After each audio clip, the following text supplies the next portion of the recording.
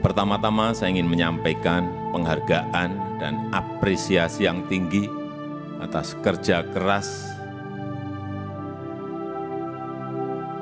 Polri beserta seluruh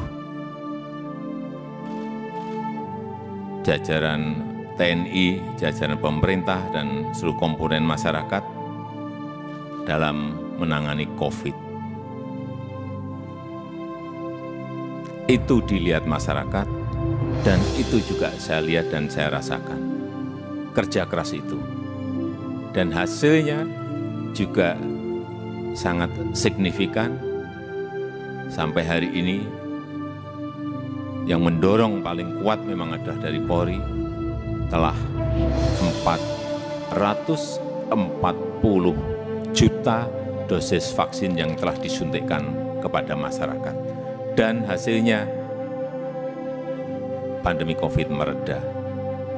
Dan hasilnya, ekonomi kita bisa tumbuh 5,44%. Dan hasilnya, indeks kepercayaan masyarakat juga menempatkan Polri di puncak teratas pada saat itu. Tetapi begitu ada peristiwa FS,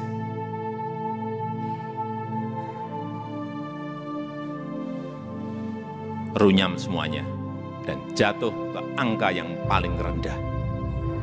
Dulu dibandingkan institusi-institusi penegak hukum yang lain tertinggi, sekarang saudara-saudara harus tahu menjadi terendah. Ini yang harus dikembalikan lagi dengan kerja keras saudara-saudara sekalian. Di November itu masih 80,2, sangat tinggi sekali, bukan tinggi, sangat tinggi sekali. Sekarang kemarin Agustus berada di 54, jatuh, drop sangat rendah sekali.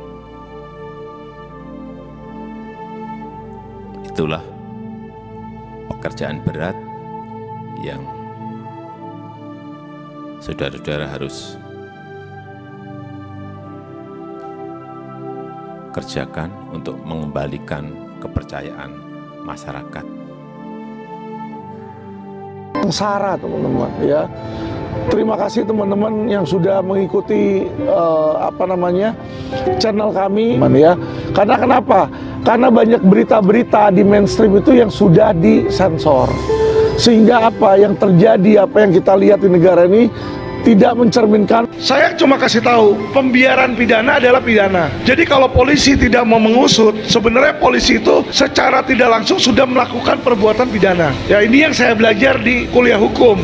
Ya pembiaran itu nggak boleh ada pembiaran pidana. Ya jadi kita tahu kita dapat sumber. Kita nggak mau menuduh, tapi seharusnya yang dilakukan oleh polisi ketika ada lead harusnya diselidiki. Tugas polisi diatur oleh undang-undang, oleh KUHP, penyelidikan.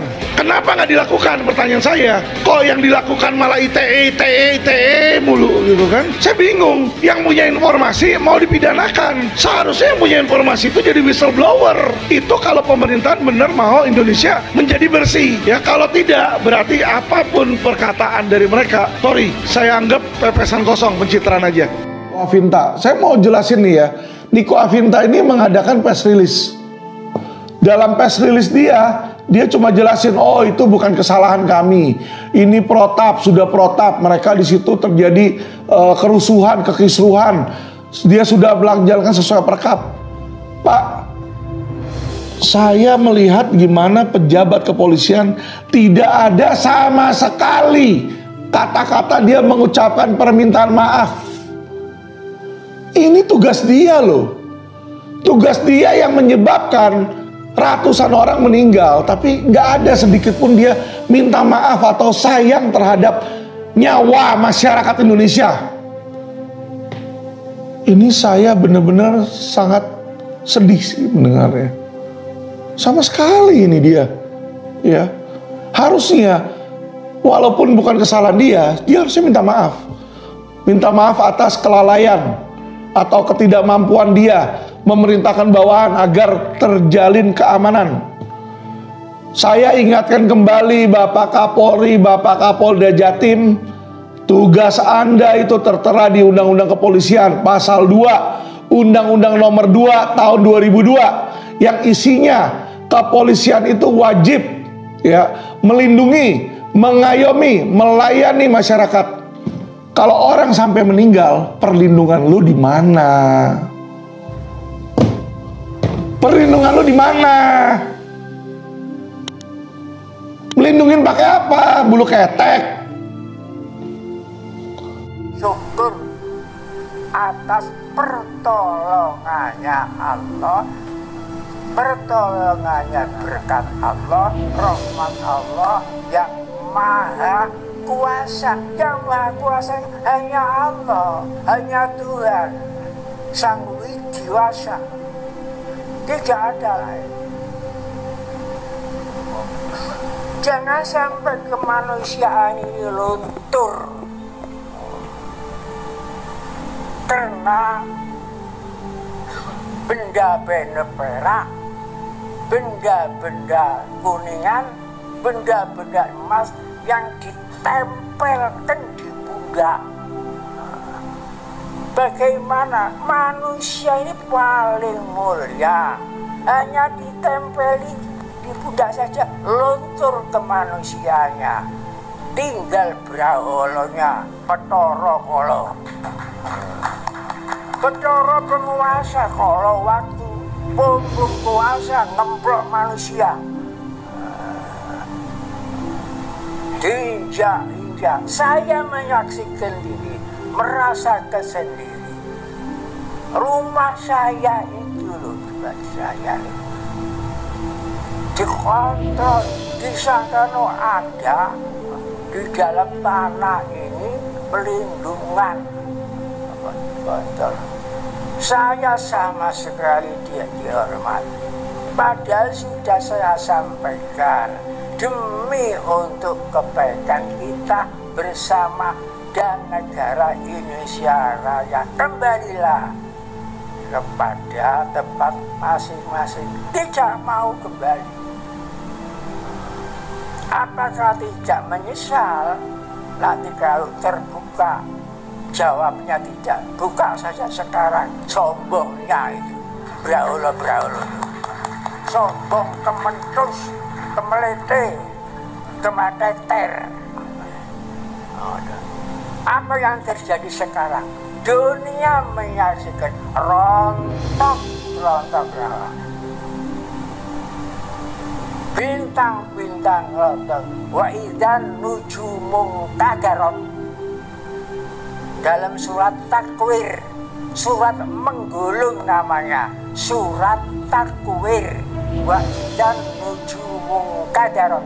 Ketika bintang lugur, kuwira tergulung, disapu besi ke tsunami, puntung-puntung terapung. Saya waktu itu di Surabaya, saya bermimpi membongkok puntung-puntung rokok itu terapung. Saya mimpi. Saya waktu itu tidak paham apa ya isyarat kok saya membongkok puntung-puntung ini. Akhirnya baru paham setelah puntung-puntung terapung hanyut ke laut. Kalau sudah begini sulit. Kalau sudah merosot masuk ke jurang lumpur kesia-siaan, sulit. Akan mengangkat lagi payah. Ini sudah diketahui seluruh dunia. Perkataan saya mengingat, saya iman mengingatkan, tapi tidak didengar, ketutup oleh braulo itu. Ya terserah kalau begitu. Kalau tidak menyesal, sekarang menyesal apa tidak? Kalau menyesal sudah tidak berfaedah, penyesalan diambil. Jangan dikira sekarang sudah selesai. Jangan dikira. Kapolri ancamannya akan membersihkan setelah terbongkar akar, meneruskan sampai akar-akar. Ini jadinya Kapolri setelah Kapolri disentil oleh Jokowi, Presiden Jokowi. Sentilan Jokowi. Ingat saya baca di TV ada 3 sentilan. Sentilan pertama kami mengingatkan polisi.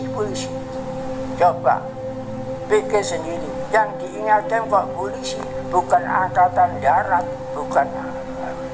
Pikir sendiri. Itu pertama. Yang ketiga, di TV disebut gitu kan. Yang kedua disebut Kapolri respon setelah disentil Jokowi, Presiden Ibu Jokowi. Coba pikir sendiri kalimat itu.